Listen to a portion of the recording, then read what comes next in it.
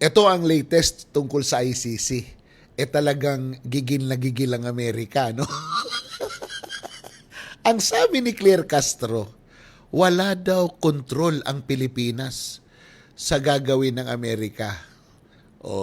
Anong ibig sabihin nun? Susunod kayo o hindi? Senator Bato de la Rosa, mukhang ikaw ang nagwagi. Si Marcos ay sawi. Kikinabuhay ito. Bring him home. Talagang mabring him home.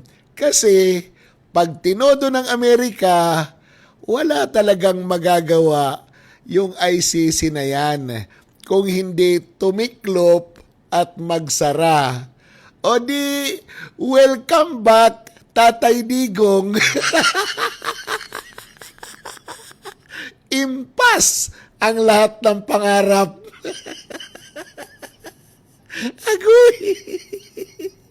Talo na naman sila.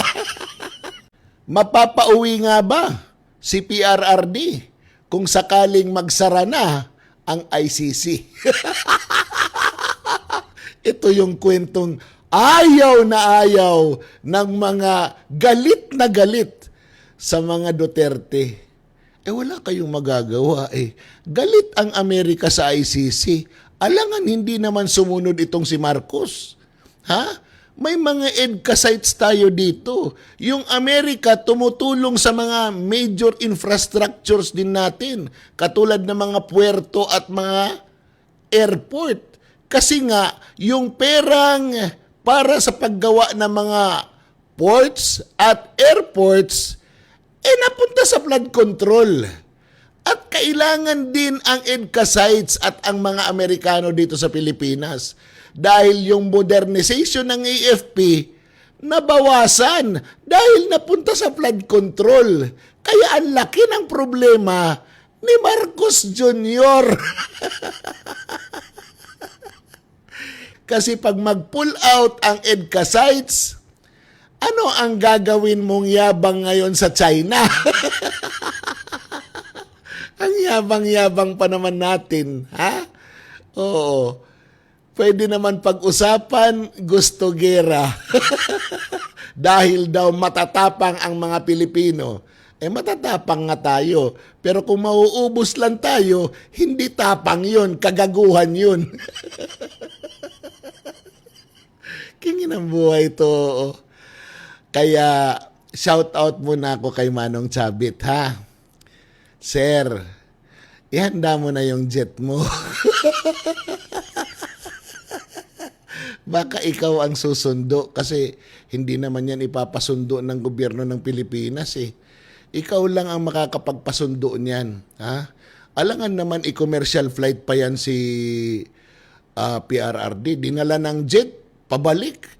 Naka-private plane, pabalik. Hindi na private plane. Hindi maganda yan. Dapat naka-private plane pa rin. At si Manong Chabit, kayang-kayang gawin yan. Papunta sa Netherlands. Ang bilis kaya ng kanyang jet. Ngayon, pagbalik sa Pilipinas ni PRRD, ay magbalot-balot na kayo. Diyan sa Malacanang. Dahil matutuwa ang mga Pilipino. Dahil makikita ng mga Pilipino, gumagalaw talaga ang nasa itaas para ipakita sa mga masasama na hindi tama yung inyong ginagawa. Paano? Ganyan lang muna. Kasi maraming mapipikon dito.